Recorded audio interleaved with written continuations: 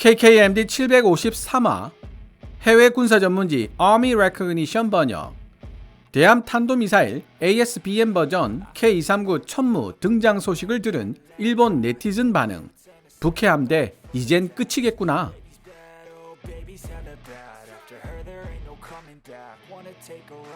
지난 9월 24일 해외 군사 전문지 Army Recognition은 대한민국 방산기업 하나 에어로스페이스가 생산하고 있는 다연장 로켓포 시스템 K239 천무에 사용할 수 있는 대함 탄도미사일 Anti-Ship Ballistic Missile 이하 ASBM을 2027년까지 개발하여 지금까지의 지대지 공격 능력에 더해 지대함 전투 능력까지 갖추게 될 것으로 보인다는 내용의 기사를 게재했습니다.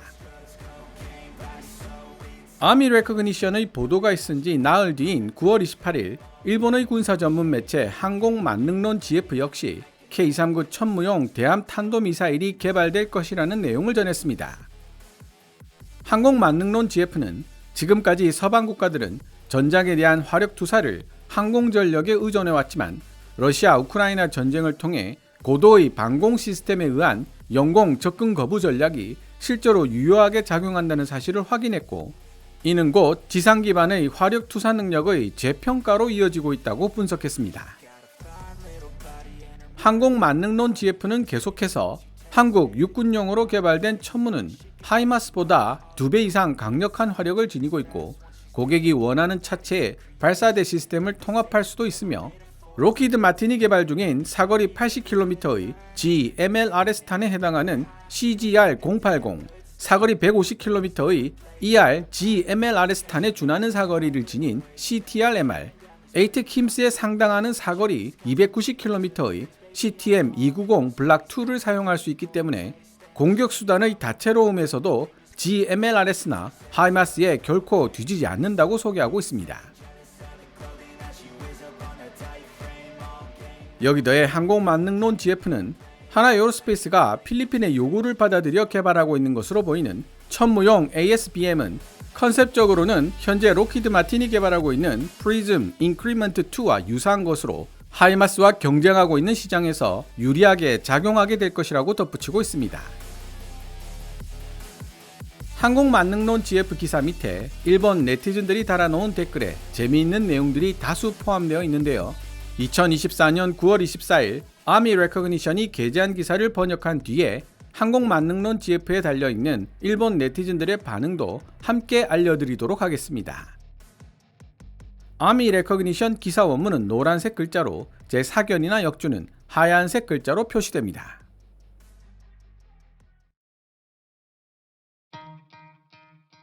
아시아 방산 및 안보 에이다스 2024 전시회에서 대한민국 기업 하나 에어로스페이스는 대함 탄도미사일을 발사할 수 있는 K239 천무 다연장 로켓포 시스템을 선보이고 있다. 하나 에어로스페이스에 따르면 이번 천무 ASBM 개념 발표의 목적은 필리핀 육군과 다른 잠재 고객들에게 해당 시스템의 기능과 응용에 대한 포괄적인 정보를 제공하는 데 있다. 2014년부터 운용 중인 K239 천무 다연장 로켓포는 진화하고 있는 방위 요구 사항을 충족시킬 목적으로 한국 기업 하나 에어로스페이스에 의해 개발되었다. 여러 구경의 로켓들을 발사할 수 있도록 설계되어 다양한 임무에 빠르게 적응할 수 있고, 이러한 유연성 덕분에 K239 천무는 적의 화력 지원을 무력화시키거나 다양한 환경에서 고가치 목표를 타격하는 것 등 다양한 시나리오에서 활약할 수 있다. K239 천무는 위성 항법 장치 GPS와 관성 항법 장치 INS 하이브리드 내비게이션 시스템을 통합하고 있어 역동적인 상황에서 정확도와 타격 효과를 향상시킬 수 있으며, 심지어 움직이는 목표물에 대해서도 높은 수준의 정밀도로 타격할 수 있다. 유도 및 무유도 로켓을 모두 발사할 수 있는 능력을 지닌 천무는 다양한 전술에 유연하게 적응할 수 있을 뿐 아니라 더 많은 로켓을 배치하여 화력을 증강시킬 수 있는 이중 발사대 구조를 채택하고 있어 단일 플랫폼임에도 불구하고 미국의 하이마스보다 더 높은 운영 효율성과 유연성을 제공한다. 하나 에어로스페이스는 현재 지대지 공격 능력만 지니고 있는 천무의 역량을 보다 더 발전시키기 위해 2027년까지 천무용 대함 탄도미사일 ASBM을 개발하겠다고 발표했다. 천무용 ASBM은 필리핀처럼 긴 해안선을 가진 국가의 방위 요구사항을 충족하도록 개발되고 있으며 기존 해안 방어용 순항 미사일보다 훨씬 저렴한 비용으로 운용할 수 있어 비용 효율적인 옵션을 제공한다. 천무용 ASBM은 해상 방어 능력을 향상시켜 육상 및 해상 방어가 모두 필요한 국가에 적용할 수 있게 한다는 목표로 만들어졌다. K-29 천무 다연장 로켓포 시스템은 대한민국 육군과 해병대에서 적극적으로 사용되어 왔으며 오늘날 국제사회에서 비상한 관심을 받고 있다. 예를 들어 폴란드는 200문 이상의 K-29 천무 발사대를 인수하여 호마르 K 같은 현지 플랫폼에 통합시키고 국방 전략에 맞게 화력 제어 시스템을 폴란드화하기로 결정했다. K-29 천무는 종종 미국의 M142 고기동 포병 로켓 시스템 약칭 하이마스에 비교 평가되곤 한다. 두 시스템 모두 첨단 포병 능력을 제공하지만 K-29 천무는 8x8 차량으로 지원되는 이중 발사대 구조를 채택하고 있어 M142 하이마스보다 발사할 수 있는 미사일 용량이 2배 더 많아졌고 결과적으로 하이마스보다 다양하고 지속적인 교전 옵션을 제공한다. 게다가 K-29 천무는 130mm 및 239mm 구경을 포함한 여러 유형의 로켓을 발사할 수 있으며 다양한 임무 요구사항에 맞춰 서로 다른 크기의 로켓포드로 전환할 수도 있다. 이러한 유연성 덕분에 다양한 거리에서 광범위한 목표물을 공격할 수 있어 하이마스보다 작전적 적응성이 훨씬 높다. K-29 천무 다연장 로켓포 시스템은 필리핀의 방위 목표와 관련이 있을 수 있는 여러가지 기능을 제공한다. 다양한 구경의 로켓탄을 통해 고정된 혹은 이동하는 목표물에 대한 교전이 가능해서 다양한 작전 요구사항을 충족시킬 수 있기 때문이다. 5분 이내에 배치 가능한 K-29 천무의 전개 능력은 역동적인 전투 시나리오에서 매우 중요한 요소인 신속한 대응성을 향상시켜준다. 또한 하나에어로스페이스는 필리핀 현지 방산업체들이 K-29 천무의 생산 및 유지 관리에 참여할 수 있는 기회를 제공하여 필리핀 방산 부문의 자립과 역량 개발에 기여할 가능성이 높다. 무엇보다도 미국 M142 하이마스 같은 동종 무기 체계의 납품 기간이 길어지고 있는 상황에서 K-29 천무는 비용 효율적이고 시기적절한 대안을 제공한다. K-29 천무 다연장 로켓포 시스템은 모듈식 설계를 특징으로 하며 정밀 유도 기능을 갖춘 다양한 유형의 로켓과 미사일을 발사할 수 있고 다양한 C4 시스템과 호환되어 운영상의 유연성을 제공한다. 발사대를 탑재하는 전술 차량 모듈은 31톤의 전투 중량을 가지고 있으며 승무원 3명과 탄약 취급을 위한 2명의 인원을 추가로 수용할 수 있다. K-29 천무 차량은 450마력의 엔진으로 구동되며 최대 속도 시속 80km, 항속거리는 최대 480km이다. K-29 천무 발사대는 미사일 포드 2개를 동시에 처리할 수 있으며 발사 범위 194도, 발사 각도는 0도에서 60도까지이다. 2.5초에 불과한 발사 속도는 목표물을 효율적으로 타격하는 데 큰 도움이 되는 것으로 평가받고 있다. K-29 천무와 동일한 8x8 차체를 기반으로 하는 탄약 운반 차량은 관절식 유압 크레인을 특징으로 하며 최대 적재량이 10톤인 미사일 포드 4개를 적재할 수 있어 장기 교전에 대비할 수 있다. K-29 천무는 탄도미사일과 화학생물 방사능전 MBC에 대한 보호 장비와 런 플랫 타이어 시스템, 중앙 타이어 공기압 조절 장치 CTIS, 그리고 전자 제어식 제동 장치 ABS 같은 생존성과 적응성을 개선하는 여러 기능들을 통합하고 있다. K-29 천무는 CTM-290, CTM-MR, CGR-80이라는 세 종류의 탄약 옵션을 기본적으로 제공하며 이들은 모두 GPS, INS 유도 시스템을 갖추고 있어 높은 정확도를 자랑한다. 파편 폭발형 추진제가 장착된 고폭 파편 탄두가 탑재된 CTM-290은 80에서 290km 범위 내의 표적을 타격할 수 있으며 9m의 원형 공산 오차 CEP를 유지한다. 복합 추진제를 사용한 고폭 파편 탄두를 특징으로 하는 CTM-MR은 50에서 160km의 작전 범위와 9m의 원형 공산오차 CP를 제공하고 단일 포드에 배치된다. 고폭 파편 탄두를 장착한 CGR-80은 최대 30에서 80km의 유효 사거리를 제공하며 15m의 원형 공산오차 CP를 제공한다. 각각의 미사일들은 최대 6발을 탑재할 수 있는 포드에서 발사되며 세 종류의 미사일 모두 UN 번호 0181과 나토 군수품 지정 코드 MDC 1.12로 분류되어 국제표준과의 일관성을 보장한다. 지금까지 해외 군사 전문지 Army Recognition이 2024년 9월 24일에 게재한 기사 한화 Aerospace Unveils 천무 MLRS Anti-Ship Ballistic Missile Capability at ADAS 2024 한화 에어로스페이스 필리핀 ADAS 2024에서 천무 다연장 로켓포의 대함 탄도미사일 능력을 공개하다를 번역해 보았습니다. 일본 군사 전문 매체 항공만능론 GF에도 같은 내용이 소개되었고 일본 네티즌들이 재미있는 반응을 보였다고 말씀드렸는데요. 가장 먼저 반응한 대화명 고카이의 댓글을 소개해 보겠습니다. 천무용 대함 탄도미사일이라. 이게 한국군에 배치되면 북해 함대는 끝이겠구나. 한 가지 주의하셔야 할 점은 고카이가 말하는 북해 함대는 중국 해군 소속이라는 사실입니다. 댓글 아래 부분에 천무용 ASBM이 일본 해상자위대를 향하지 말라는 법이 어디 있느냐는 내용도 나오지만 일본 네티즌들의 반응을 보면 천무용 ASBM은 대중국용 무기라는 분위기가 압도적입니다.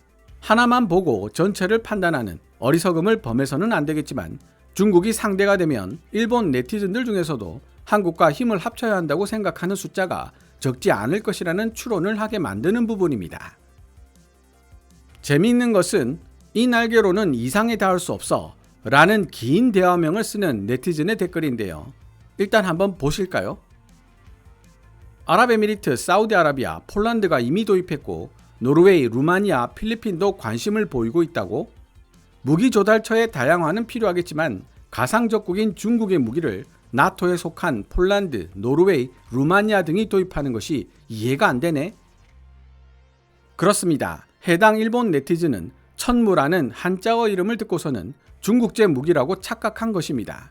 이에 대해 다른 일본 네티즌들이 달아놓은 댓글을 소개해 보겠습니다.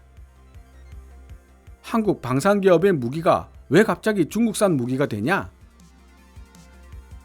같은 한자권인 일본인조차 이 모양이기 때문에 다른 문화권에 사는 사람들은 한국, 중국, 일본의 기업 이름을 어감만 가지고는 절대 판단하기 어려울 것이다. 삼성을 일본 기업이라고 생각하는 사람이 구미에는 꽤 많아서 한국인들이 씁쓸하게 생각하고 있다지. 20년 전이었다면 이렇게 같은 동아시아권에 있어서 비슷하게 헷갈리는 풍조에 의해 가장 손해보는 나라가 일본이었겠지만 지금은 누가 뭐래도 한국이 가장 손해보는 나라가 되어 있어 격세지감을 느낀다. 하나는 최근 몇 년간 항공만능론 GF에서 자주 보는 이름이다. 밀리터리를 모르는 일반인이라면 몰라도 밀리터리에 관심 있는 사람이 여기에서 이런 황당한 소리를 하는 건 조금 의외네. 삼성은 일부러 일본 기업으로 오인시켜 물건을 팔아왔으니까 어쩔 수 없어. 게다가 비슷한 한자 이름으로 지금도 손해보고 있는 것은 변함없이 일본이라고. 삼성에 대한 일본인들의 의식을 어느 정도 엿볼 수 있는 댓글들입니다. 제가 보니 비슷한 한자 이름으로 손해를 보는 곳은 한국이다 라는 댓글과 아니다 일본이다 라는 댓글이 서로 거의 비슷한 숫자의 좋아요를 받고 있었습니다. 카수기라는 대화명을 쓰는 일본 네티즌은 K9 자주포 엔진 국산화 기사에서 날카로운 분석 댓글을 남겼는데 천무용 ASBM에 대해서도 남다른 관점을 보이고 있습니다. 한번 보실까요? 이런 종류의 무기, 탄도미사일은 속도가 아무리 빨라도 비행 고도가 높아 멀리서 탐지가 가능하기 때문에 시스키밍 미사일보다 대처할 수 있는 시간이 길어지고 요격 난이도도 그렇게 높지 않다. 따라서 상당히 운이 나쁘지 않은 한 일본의 방공함이 천무용 ASBM으로 피해를 보는 일은 없을 것이며 전술적 가치에 큰 변화를 일으킬 것이라고 보기는 어렵다. 다만 상당히 운이 나쁜 상황도 무시할 수 없는 고가치의 시스템. 예를 들어 항공모함이나 강습 상륙함이 천무용 ASBM의 표적이 되면 이야기가 달라지는데, 이러한 무기가 존재하거나 존재할 가능성이 있다는 것만으로도 항모나 강습 상륙함은 목표 해역으로 진출하는데 상당한 부담을 느낄 수밖에 없다. 결과적으로 항공모함을 통한 전력 투사를 통해 외교적인 위상을 강화하려는 중국에게 있어 천무용 ASBM은 매우 성가신 장애물이 될 것이 분명하다. 또한 중국의 위협에 겁을 먹고 있는 인도 태평양 지역 국가들에게 있어 천무용 ASBM 같은 무기 시스템은 매우 매력적이며, 한국은 인도 태평양 지역에서 서방과 영내 국가들을 하나로 묶어주는 연결고리의 역할을 하게 될지도 모른다. 일본 네티즌 카수기는 탄도미사일 방어 BMD에 특화되어 있는 일본의 방공함들에게 있어 천무용 대함 탄도미사일 ASBM은 저고도로 날아오는 시스키밍 대함미사일보다 위협도가 낮다고 분석하고 있습니다. 대신 중국이 자랑하고 있는 항모나 대형 강습 상륙함에게는 만만치 않은 위협이 될 것이라고 분석하고 있죠. 동시에 한국은 천무용 ASBM 같은 무기 체계들을 통해 인도 태평양 지역에서 영내 국가들과 서방 세계를 연결해주는 고리 역할을 할 것이라고 평가하고 있습니다. 한국에 대해 우호적인 시각을 보여주는 카수기의 댓글이 반갑기는 하지만 몇 가지 놓치고 있는 점을 지적하지 않을 수가 없는데요. 먼저 만약 하나에어로스페이스가 미국 에이텍힘스를 추종하여 CTM-290을 개발했다면 목표를 향해 탄도 비행을 하다가 빠르고 갑작스런 회전과 코스 수정도 수행하여 겉보기에 불규칙해 보이는 비행을 하는 에이텍힘스의 특성도 고려했을 가능성이 크다는 점을 들 수 있습니다. 일본의 우수한 방공함이라도 깜짝 놀랄 수 있을 정도로 말이죠. 두 번째는 물량 앞에는 장사 없다는 속담의 힌트가 있습니다. 일본 방공함들이 사용하는 함대공 미사일에는 스탠다드 미사일, SM 시리즈와 ESSM 등이 있는데요. 이들 함대공 미사일 가격에 비하면 천무용 ASBM의 가격은 매우 낮은 수준에서 형성될 것으로 예상됩니다. 제 아무리 우수한 방공 능력을 지니고 있는 일본 구축함이라고 해도 가성비가 좋아 한꺼번에 수십 발씩 사용할 수 있는 천무용 ASBM을 막아내기란 매우 어려운 일이 될 것이라는 생각이 듭니다. 오늘 KKMD에서 준비한 내용은 여기까지입니다. 방송되었던 내용들은 KKMD 공식 블로그에서도 만나보실 수 있으니 구글이나 네이버 검색창에서 KKMD를 검색해 보시기 바랍니다. KKMD는 여러분들께서 챙겨봐 주시는 광고 수익으로 운영되고 있습니다만, 영상 제작을 직접 지원하고 싶다면 농협 948112-16701호로 후원해 주셔도 됩니다. 지금까지 시청해 주셔서 감사합니다. 케빈즈 밀리터리 채널 KKMD